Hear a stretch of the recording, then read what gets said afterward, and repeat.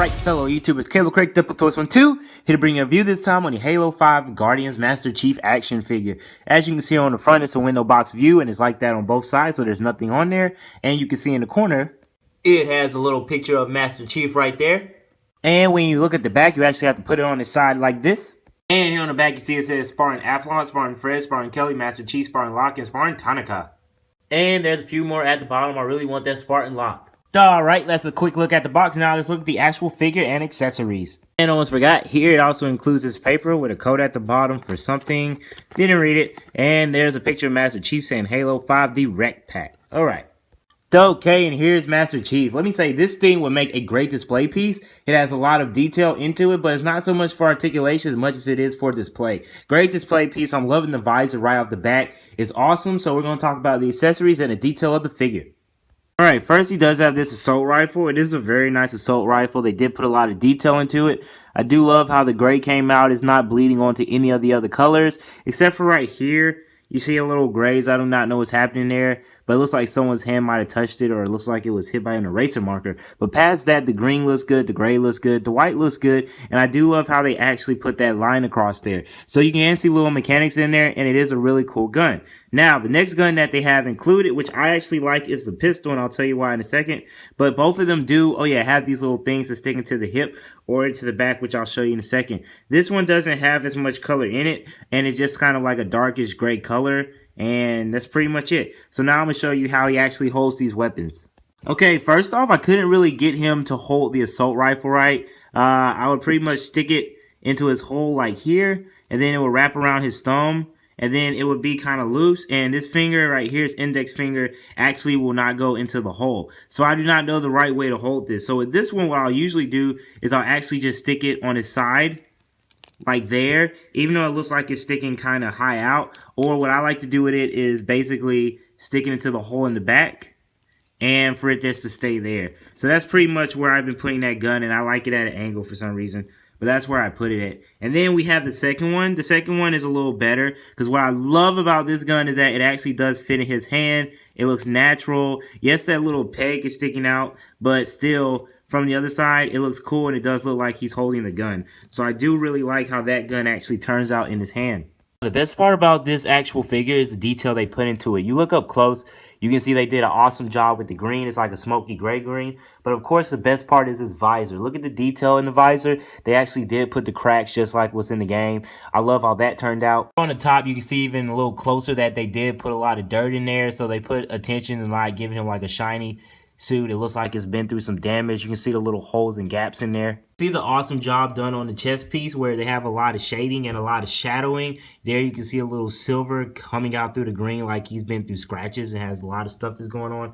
I love how that looks. And I do love the grayish black underneath here. That looks very good too. That came out great. And I do still love how it has that smoky green look. You see they even put detail right where the shoulders are. I like how that came out. It looks very good, and it looks like they put a lot of time into putting those little circles there. Even here on the wrist, you can see on the inside of where the bicep muscle is, they even went as far to put the little holes there, which those look very good too. For his arm, you can see they actually did put a lot of mechanics in there, and they put a lot of extra detail and designs in there, and it actually looks like real metal. Like, this feels like plastic, but because of the paint, it's actually giving the illusion of actual armor.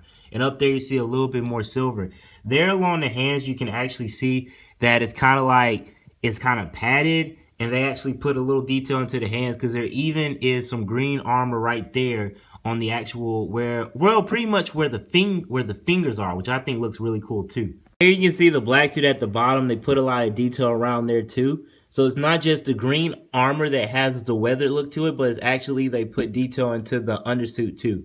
Also, I do love how they did the armor on the legs and the feet. They look very good, and I love in here around the feet. It looks like there's a lot of articulation there. So that looks really good, and it's the same thing, has the weathering pattern. And I do love how it's not connected here and here. And there's a pretty good amount of articulations, which I'll show in that segment. But I do love how that actually came out. Now the back has just as much detail as the other side. As you can see here, once again, you have the weathered dark silver and kind of swamp green. Well, not swamp green, but dark green here. So they did an awesome job on that detail, even to the back. So all this came out very good. I still love the scarring and how it looks like the paint has been scratched. And there you can see a little bit of the undersuit, which is really just one solid color. So it has a lot of indents and all that, but it's not like actually like painted as detailed as the outside armor. So that's pretty much how the back of the figure looks here, which is really cool. Love it. Now let's see what type of articulation we're getting here. So basically here at the foot, it can go that far back. It can go that far forward. No type of pivot there for real, though kind of weirdly, this can move some. So this can move, but you have to fix it before you make it stand. And you see there, this doesn't get in the way when you bend that. Here at the leg, it does bend. It only bends a little bit. At the thigh, it kind of twists a little bit, but it feels a little stiff, so I'm going to be careful. But yeah, it can go all the way around, but it looks kind of awkward. So it goes out about that far. So you can twist it a little bit at the thigh and all that stuff, and it goes that far back and not that far forward. It will not go no further than that because the armor is hitting it right there. Here on the actual obliques, there is a little bit of where an ab crunch would be, so it only can move that far. And as far as the arms go, they can go that far out. They can make a full circle, which most figures have no choice. They should be able to do that now. The arm can actually bend here. It does bend at a perfect right angle, it looks like, and also can bend the wrist. The wrist can't move any side to side. It just can go up and down like so. And this one can actually do like this. So it goes kind of sideways. So no back and forth on this side, but it can only move that much. The actual head, no, not very disappointing, but it's not going to be able to move that far up. And it can look down. It just can't look that far up. And it can twist all the way around, but it will rub up against the top of the armor whenever you do that. So I would be careful with it. Now, overall, I really do like this figure. I think it came out very nice.